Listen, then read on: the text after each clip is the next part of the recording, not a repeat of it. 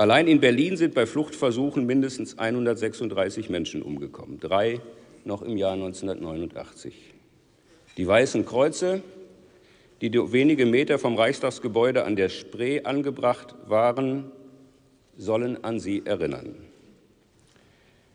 Sie sind vor einigen Tagen gestohlen worden, mit einer heldenhaften Attitüde und einer pseudo-humanitären Begründung, die man für blanken Zynismus halten muss.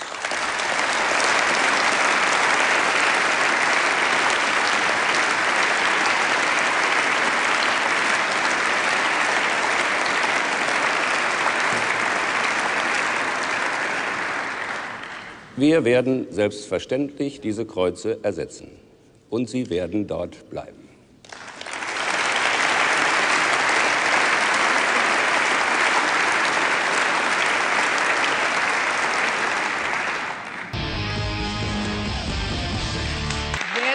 Die Flüchtlinge in Deutschland verwaltet und am Ende verachtet. Herr Scheuer, erste Frage heute Abend. In der Nähe des Reichstages in Berlin stehen seit Jahren Gedenkkreuze für Mauertote. Theaterkünstler aus Berlin haben Nachbildungen dieser Kreuze an die europäischen Außengrenzen getragen, abmontiert und dahin getragen.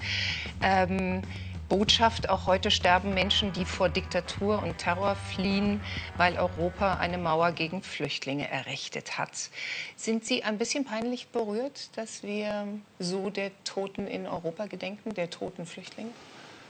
Also ich finde die Aktion absolut zu verachten, weil in der wahnsinnigen Aufgabe der Wiedervereinigung und des Mauerfalls haben wir Deutsche natürlich über ein totalitäres System diskutiert, das bei uns stattgefunden hat. Das in einen Zusammenhang zu setzen, finde ich echt eine schlimme Aktion. Aber über so Kunstaktionen lässt sich ja streiten. Die Frage ist einfach, die Sie stellen, wie wir die Flüchtlingsproblematik auf der Welt hinbekommen.